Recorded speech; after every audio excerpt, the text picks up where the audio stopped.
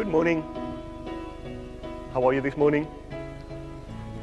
Just want to say a big thank you for spending these 2 days with us. Thank you for the organizers for putting on an incredible event, and also for the sponsors that is making all of this possible.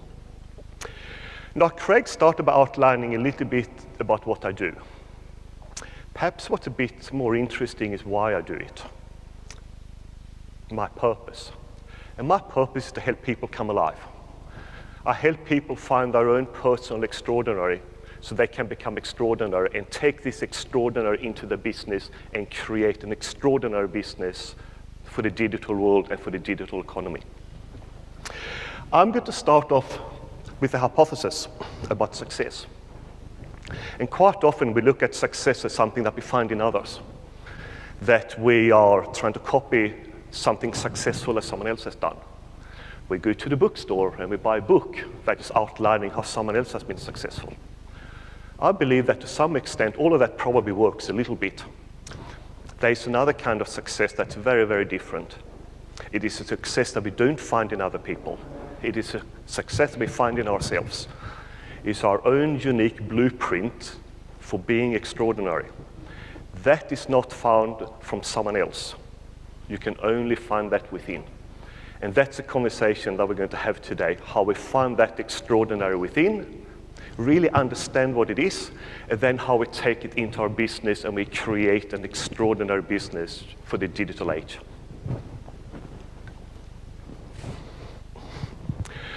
So how am I going to measure success? So I want to challenge your thinking today. And I'll have your attention for 45 minutes. So let's ask the same question in 45 minutes and see what you say. We're going to start with the root cause of this entire presentation. As a matter of fact, the root cause of these 2 days, and it's all about change. And change has changed radically in the last 10, 15 years. It was fairly static for almost 2,000 years, until about 1750, where we had the Industrial Revolution in England. We got the concept of urbanization that completely changed our social fabric, completely changed our society. Then a couple of 100 years later, 1960s, 1970s, computers starting to come on board. We're starting to understand how we can turn our analog things into zeros and ones, into something digital that goes much, much faster. So that really, really accelerated change. And now in 2015, we are right in the middle of the digital disruption. Change has never been this fast, to the point that it's almost exponential. So one thing that we really need to understand in order to create a successful business in the future is that if we don't build it around change, we will not survive. Our business will break very, very quickly. And I'm going to introduce a concept that's called the change race. And change is really simple. There are only two kinds of change. The change that happens on the outside. Change that happens on the outside is going to happen regardless. Whether we agree with it, whether we think it's right or wrong, is completely irrelevant. It's going to happen, and it's going to happen faster and faster and faster. We can't control that at all. What we can control is change on the inside. Our ability to respond to change. Our ability to be agile. The problem with the change race is that if we lag behind, if the change on the outside is faster than our internal ability to respond, we're falling behind. And here we're not talking about business laws, here we're talking about natural laws.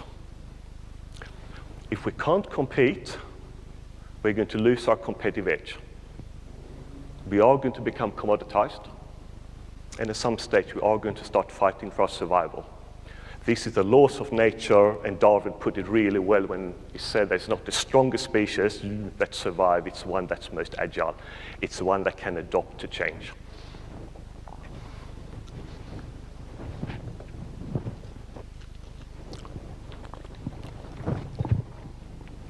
I'm going to talk about a couple of principles today. This is possibly the most important principle. It's really simple, but if we don't get this guiding principle right for the digital world, we're not going to succeed. And it's all about thinking and doing. And every time that we encounter change, we obviously want to change with it. We don't want to fall behind, but what we often do is we look around, we look at other people, we see what they do, and we are trying to do the same. It's not going to work. If we think in the same way, and we try to do something different, it fails. If we think the same, do something different, it fails. Einstein coined two really good expressions. The first one, the definition of insanity is to do the same thing over and over again and expect a different result. He also said that in order to solve a problem, we can't use the same thinking that created the problem in the first place. So we need to think differently. Yes, we need to do something different, but first we need to think differently. And I want to talk a little bit about these two converging worlds, what we call the analog world and the digital world. And let's start with the analog world. This is my book. It's called On Purpose, The Path to Extraordinary Business Transformation. It's physical. There are certain laws in the physical and analog world. Firstly, everything is finite. Everything is finite. There are only so many trees on this planet. I can only print so many copies of this book. It may be a really, really, really large amount, but it's finite, because when we have no more trees, there are no more books. Everything in the physical world is difficult to copy. If I wanted to copy this book and I don't have access to any digital technology, I may have to get a typewriter out. Hard work. The third thing is that everything in the physical and analog world are unique. Nature is a uniqueness machine. It doesn't create two things the same ever. If you look at a raindrop, snowflake, they are all different. If I print 1 million copies of this book, they're all going to be different. They're not going to be identical.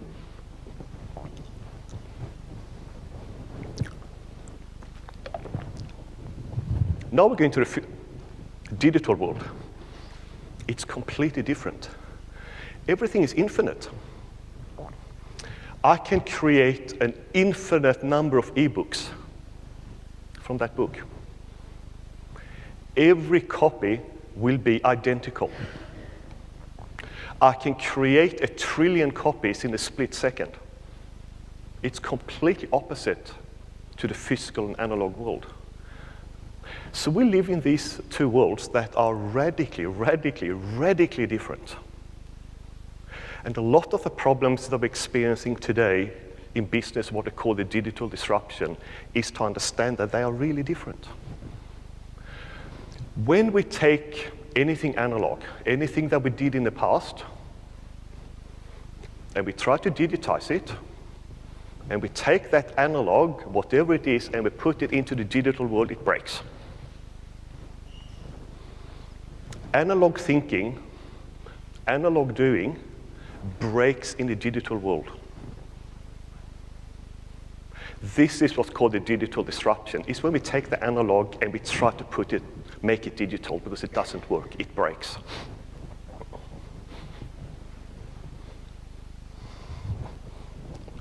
So we have two forces coming together here.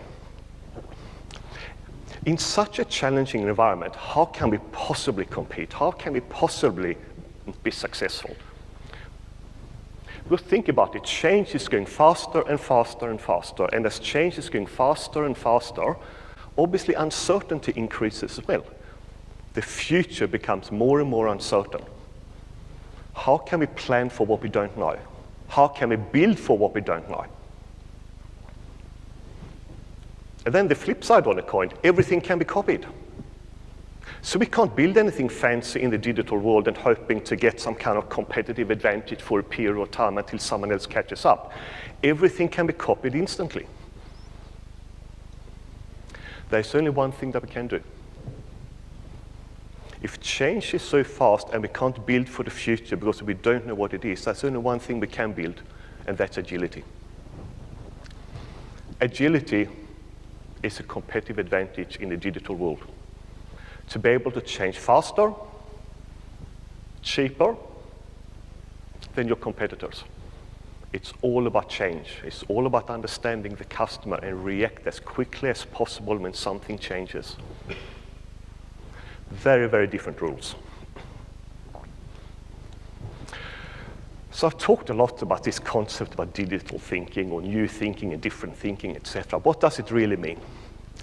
Well, in analog world, we have analog thinking. In the digital world, we have digital thinking. Well, that's sort of common sense, perhaps. But what is digital thinking? And it all starts with one really simple word. And if you don't use this word in your business in the digital world, you probably won't make it. This word is why. Everything in the digital world must be preceded by why. And why is that? This is back to the dot theory. If you use this consistently in your business, you will see significant results because it works. And I'm going to explain how it works. Everything starts with an intention, a dot, something singular. It happened 13.8 billion years ago. A tiny, tiny particle exploded. Now I have the universe. Everything starts in the same way. Such as starting a business.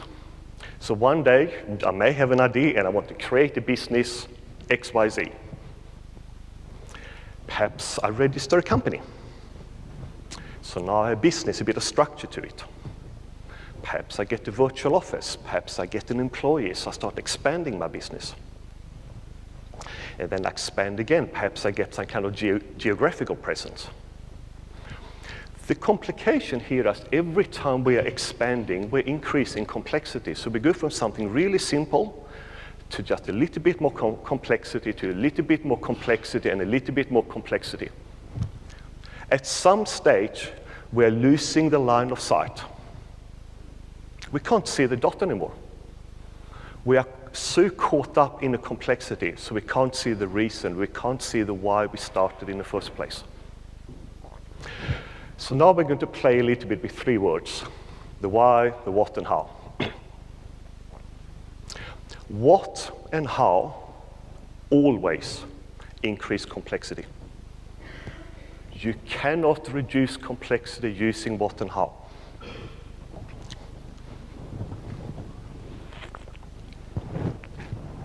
The reason is that the what and how already assumes that everything's right, or it's good enough, so we can do something with it. It implies that the starting point is correct. Why doesn't? Why challenges the starting point? Are you sure? That's really what it says. So if we apply why consistently over and over and over again in our business, we get back to the dot. Only the why question will take us there. And you will see in a couple of slides why this is so important. So for now, I really want you to plant this thought in your head, please. Why is an essential question to be successful in the digital world? So now we're going to bring these two concepts together. We have talked about digital success and what's required for digital success, and we've introduced back to the dot theory. Now we're going to put them together. What if we take this entire concept of digital success and we apply back to the dot theory on it? What do we get? We get three things. Remember I said before about success is not about learning from others, it's actually finding your own success. Well, these are the three levers for you to find your own success. The first one is a word that we don't use in business that much. Perhaps not even used in our personal life that much. But it is the most important thing. It's a game changer. If you don't get this one right, it's not going to work. I consult exclusively to chief executives. And they often say, Jesper, I want to transform my business, can you help me? This is my first question I'm asking them. If they don't have this, I'm not interested in working with them because I know they won't be successful. So what is this word? It's passion.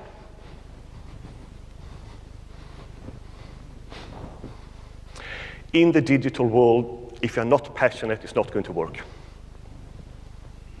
You need passion to drive you, because passion has a couple of really, really interesting attributes to it that, as I said before, changes the game. It is an infinite energy source. It's radically different from all this concept about motivation that we talk so much about in business. Motivation is something that's external. So you feel motivated as long as you are in the presence of something that motivates you. Passion is not external, it comes from here, it comes from the heart, it comes from you. It's your own energy source, it is your own amazing battery. It is that energy source that is the starting point for doing extraordinary things and to do really, really cool things in the digital world. Find your passion. There's another aspect to passion as well.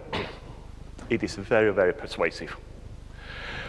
Quite often when we have a conversation with people, we have a mind-to-mind conversation. And when we have a mind-to-mind conversation, our entire ego is in action because we judge, we think, we evaluate, and there's a lot of thoughts going on constantly in our head.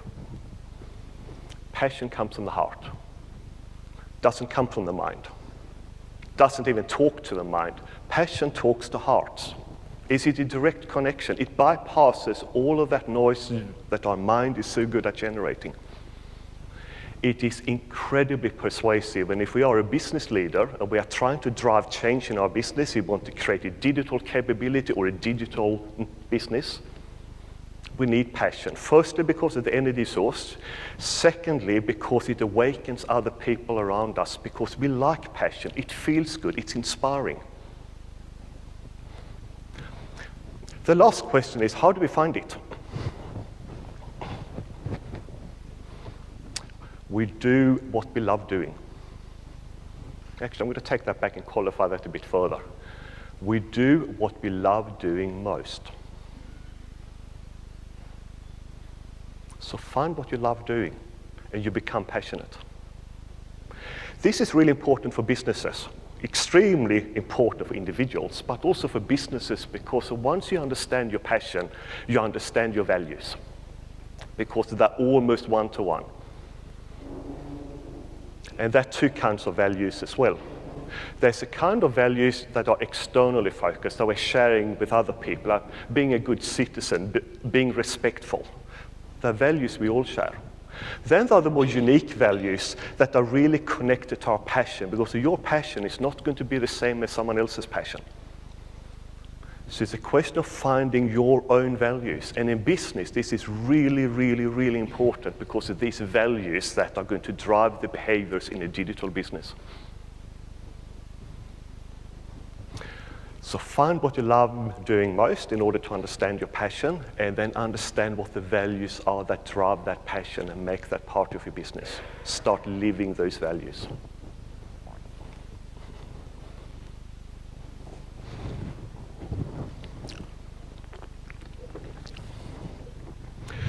So we're going to create a methodology here. So this is a methodology for digital disruption and creating a digital capability in your business. Love the word why. Every time you want to do something different, ask the question why. If you can't answer it, you're probably doing the wrong thing. Discover your passion and formalize your values and make them real. Those are the first 3 steps. I said 3 things are coming after the simplification funnel when we put digital success through the back to the dot theory. The second lever is having a goal. And here perhaps you all think, oh, well, that's not very exciting, I have one already. It's not that simple. It's not just a question of having a goal. It's a question of having the right goal.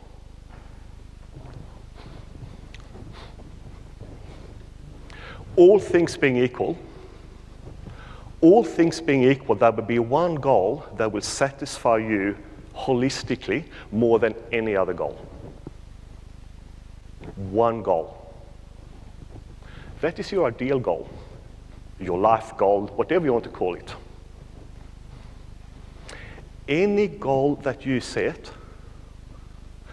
that deviates from this goal takes you away from extraordinary.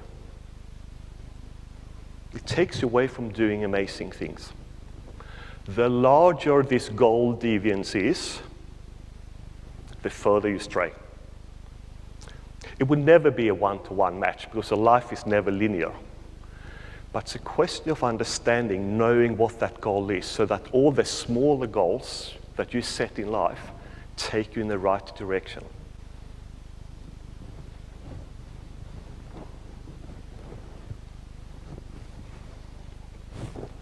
Oops, I pressed the wrong button.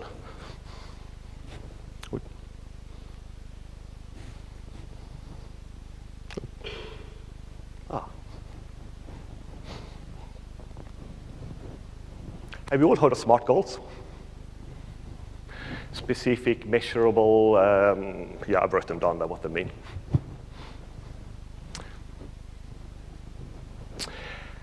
SMART goals are really about quantifying. It's about putting a number against everything so we can measure it, so we can understand and see how successful we are. But they're not that very exciting, are they? And we have talked about all of this increasing change and disruption and everything that's happening. And when you look at the SMART goals, they look a little bit underwhelming, don't they? I mean, they don't look that exciting. I mean, you talk about passion, we talk about coming alive, we talk about becoming extraordinary. There's nothing extraordinary whatsoever about SMART goals. Matter of fact, they're actually quite boring. We need something different, or we need something in addition. And I'm going to use the brain to explain how this works. Now, the brain, the left side and the right side, is not absolutely black and white, so please take this more as an illustration of a concept. The left side of the brain is the thinking side. The left side of the brain is acutely aware of time because it plans. It plans forward and it looks backward and it directs. It has to be able to look forward and backward in time because that's its purpose. Its purpose is to plan, its purpose is to set a direction to go forward in life or in business or whatever it is. It thrives on your what questions and your how questions. It's linear. And it's really about outcome. It's really about achieving something. Now again, we talked about the digital disruption and change and everything. And when we look at the left side of the brain again, it's clear that the left side of the brain is not constructed for disruption. It's not disrupted for change. It is constructed for the opposite. It is constructed for an environment where it can plan with very little change. We need to engage the right side of our brain in order to be successful in the digital disruption and the digital world. Because the right side of the brain is very different. It's asymmetrical, disruptive, creative. It's completely unconscious of time. Your right brain does not know what time is. Because the function or the purpose of the right brain is this moment now. It is present. It doesn't think. It is only interested in understanding, is what I'm doing meaningful? Does it make me come alive? Does it make me feel good? It's the right side of the brain. It's goals for the right side of the brain that's going to help us navigate the digital disruption. Because in this world of the disruption, we can't quantify it. We just cannot quantify it, so we need to take a different approach. So how may goals look like for the right side of the brain?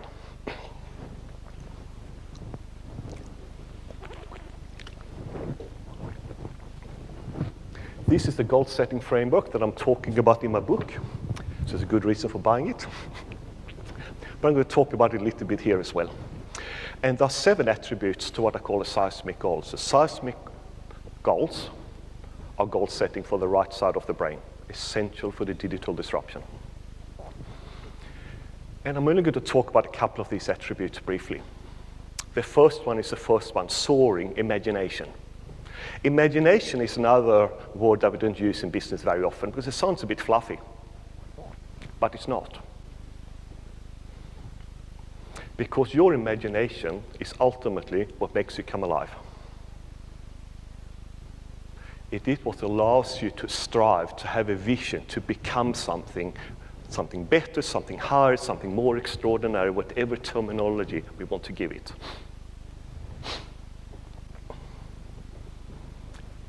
Don't be afraid of dreaming. Set a really, really big vision for yourself. What is the expression, aim for the sun and reach the moon? The other thing is the goal must inspire you. So it has to connect with your imagination. It must inspire you. It must want you to take action. Change, again, is really simple, and we can look at it in a slightly different way. We can approach change in 2 ways and 2 ways only. It's something that we do because either we have to or we do it because we want to. It's really simple. If we do change because we have to, it's not going to work. It never does. For change to be successful, it must be something that we want to do. And that's where the seismic goals comes in, because it connects with the heart. It creates something that you want to do. And then we're going to introduce another kind of goal, which is SMART goal. Because I said before that a seismic goal, or your biggest goal in life, is not something that you can achieve immediately. It is step by step by step by step, just like everything else is in life. This is where a SMART goal comes in. Once you understand your seismic goal, you understand what you really want to do in life. All things being equal, this is what I really want to do. That's your seismic goal. Once you understand that, all of the stepping stones are your SMART goals. And in my experience, the best way to set up these goals is to set a SMART goal that you're going to achieve within the next 6 or 12 months. It has to connect to a seismic goal. It has to take you 1 step further. And that step you can quantify. So that's how the seismic and the SMART goals work together, how they fit together. So now we're going to do a bit of a methodology update again.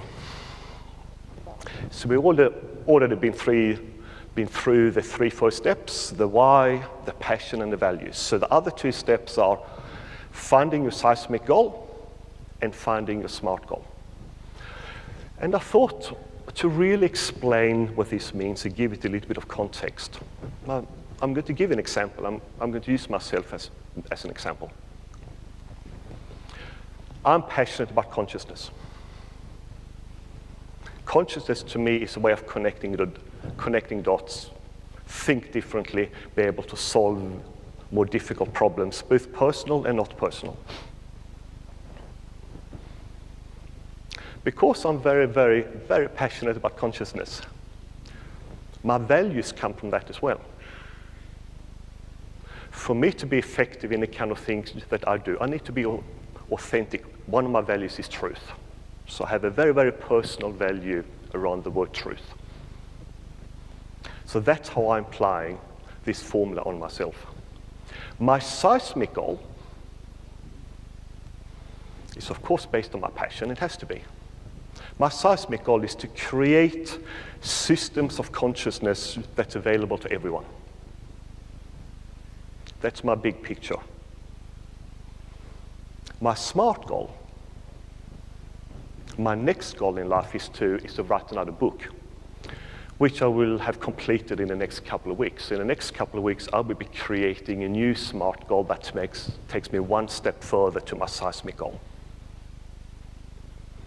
Your seismic goal doesn't change. You get more clarity on it, but it doesn't change. It's your SMART goal that changes with each step that you take forward towards your seismic goal.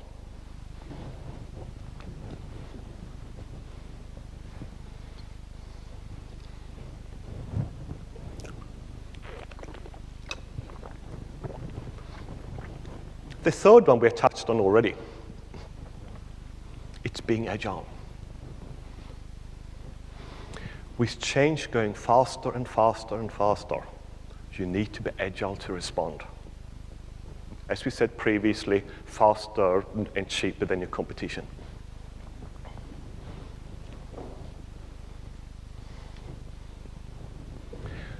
This is another step of the methodology that is really, really, really important. And it is to master the difference between what's important and what's urgent. And this sounds really simple, but it's not. And I'm going to do a little play here. I'm juggling two balls, two red balls. Can you see them? Good. While I'm juggling these two balls, I can look at all of you. I can look at the balls. I'm pretty comfortable in my environment, not particularly stressed. And one of you from the audience threw me a third ball, so now I have three balls I'm juggling. Now I have three balls, a little bit of my peripheral vision disappears. I can still look at the person who threw me the ball, and then I get the fourth ball. Now my peripheral vision completely disappears. I can still see the person who threw me the ball every now and then. And then I get the fifth one, and then it stops completely. I can't see you, I can't see the person who threw me the ball, I can only see these balls. When that happens, I have no concept about what's important and what's urgent, if I'm juggling the right balls or the wrong balls, if I should be juggling something else. No idea. In my experience as a consultant, most businesses are in this situation. They cannot distinguish between what's urgent and what's important. This is critical, absolutely critical in the digital world, because where everything is going so fast and faster and faster and faster, we cannot afford to do what's not important. The digital world is very, very unforgiving because everything happens so quickly. Anything analog that creeps into the digital world, it breaks because it becomes prohibitively expensive. In a world where everything is automated, when you put in a human being as a human process, the dollar sign goes right up. This automation is absolutely critical, and we can only do that by understanding what we should automate. This is the biggest issue or problem that I see when I'm consulting. It's organizations that know they need to transform. Sometimes they even know what they need to transform, but they have no idea how to do it, and they have no idea where to start. And that's only because they don't know what's most important.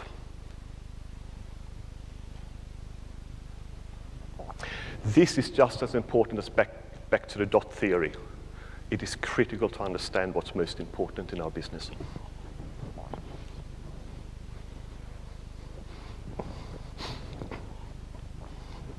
So let's just say that we have gone through an exercise in our business, that we understand what's important and what's not important.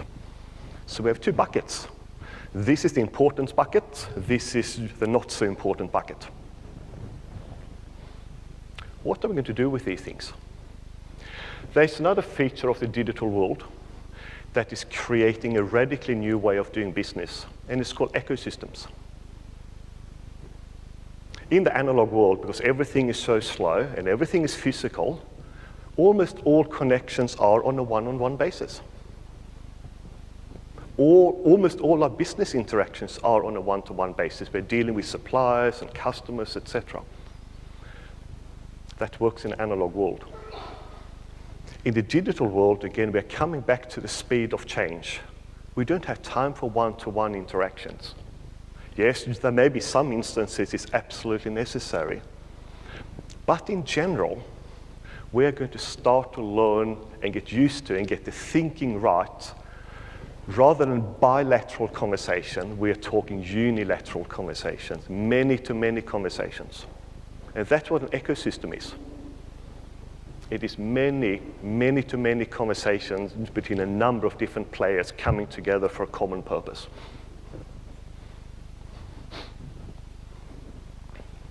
So everything that's important, we need to find innovation partners. So we can innovate and we can co-create together. If you looked at the seismic goals a second ago, the last attribute of the seismic goals is to co-create. And why do we want to co-create? Well, what is greater than extraordinary? What is greater than infinity? Greater than infinity is a sum of infinity. That has been mathematically proven. Greater than extraordinary is the sum of extraordinary. And how do we get the sum of extraordinary? We co-create with others. So that's the first thing. Everything that's important in our business, the ecosystem that we need to have in mind for that part of the business is how we can innovate and how we can create a better and better and better business. Craig mentioned a little bit in his opening speech about the importance of innovating and thought leaders, etc. And that's absolutely true. Yet there's another side to it as well. And remember, back to the dot theory, can you innovate in complexity? Probably not. If you are in a really complex environment where you are juggling 7 balls, how successful will you be innovating? Probably not much. Back to the dot theory is also the guiding principle for innovation, because you need to go back to the dot when you innovate, because only then do you have clarity. How can you innovate if you don't have clarity? Very difficult. So that is the importance bit. Then we have the other thing in our business, things that are not important. What do we do with that? In the analog world, there was a simple answer. We tried to be good at it. We tried to do everything that we could ourselves. In the digital world, that is probably not a good way going forward. A much better approach is, if it's something that we don't think is important, is to find another business who views that as their business. They find that to be important. And that's how we create synergy again. That's another ecosystem again. In the analog world, we talk about outsourcing.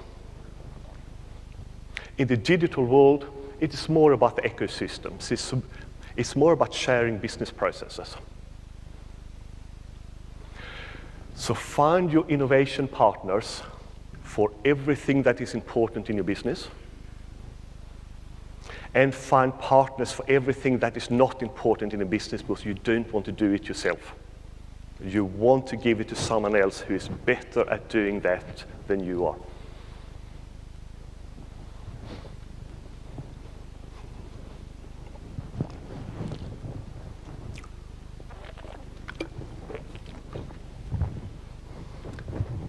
One of the biggest difficulties we have in business, and also in our personal life, is focus.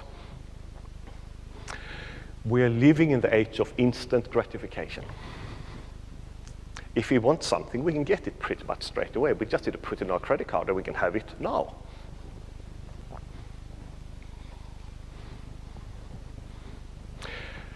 This is causing a problem in business if we approach things in that way. And I'm going to use the analogy of a magnifying glass.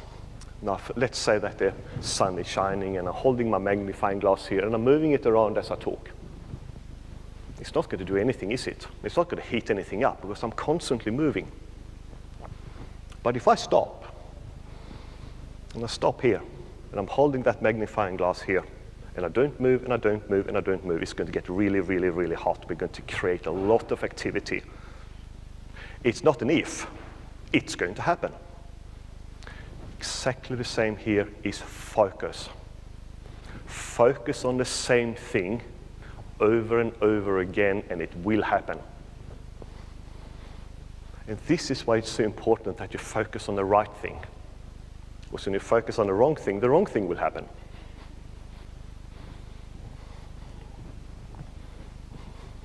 So now we're going to do another little methodology update here. So we're going to add 2 more steps.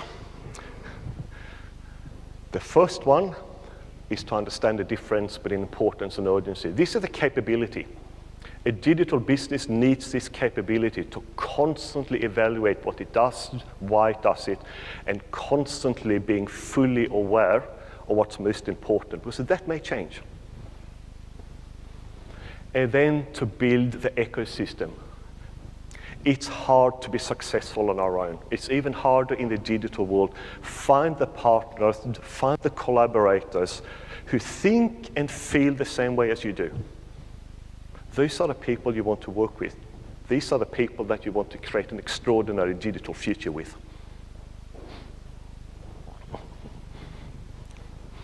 And we're going to put all of this together now and just give it a bit of sanity checking. So passion, goals, and I put in the word capability instead of agility, but the capability for the digital world is agility. So let's see what happens if we take one of these out. Let's say that we have passion and we have capability, but we don't have the goal. Then we're lacking direction. We're going on in circles. If we have capability and we have goals, but no passion, we don't have the energy, we don't have the impetus, we don't have the energy to change. We can't change, so things stay the same. And if we have passion and goals and we have no capability, then we can't differentiate. We can't do anything different. These are the 3 levers of success. Passion, goals, and capability or agility in the digital world. If you get these 3 things right, in the order that we talked about it now, because you have to find your passion first. You can't create a seismic goal if you don't know what you're passionate about. You can't become agile, because how can you choose what's most important if you don't know what your passion is? Because it's passion that drives importance. Do these 3 things in the right order, and extraordinary things will happen. Absolutely extraordinary things will happen.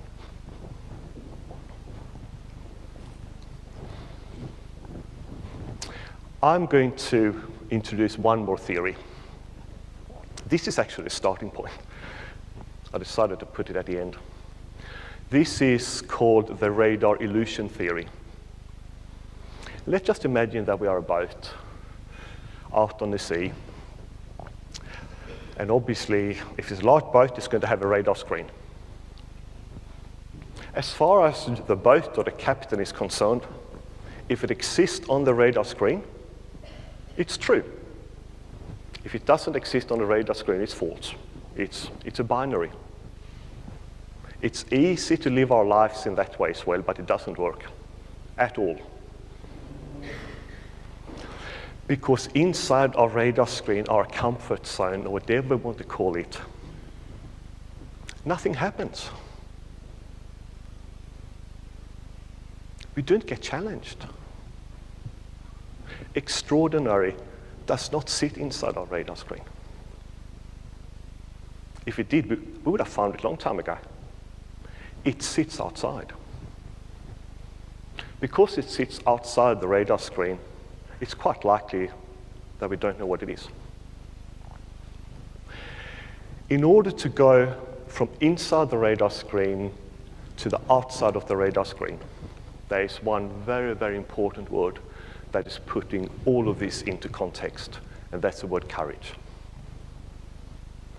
And that's the last word that I want to firmly, deeply connect with digital success, is courage. In the analog world, we could afford to be afraid of failing because things are changing so slowly, so perhaps it wasn't such a big problem. In the digital world, it is inevitable that we're going to fail. It's going to happen whether we like it or not, because things are happening so quickly and we don't know what the change on the outside is.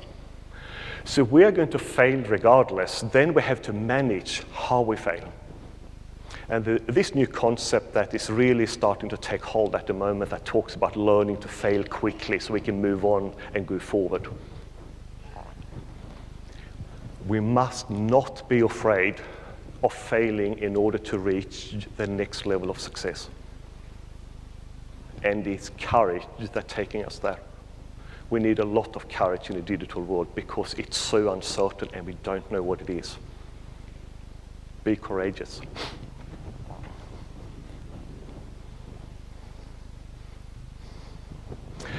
And this is the full methodology. 8 steps. This is how you create a true 100% digital business. Or in existing analog business, if you just want to create a digital capability, this is how you do it. These 8 steps, I guarantee you, is going to create an extraordinary digital business if you follow these 8 steps.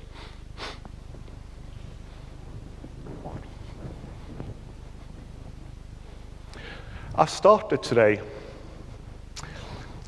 saying that I wanted to challenge your thinking.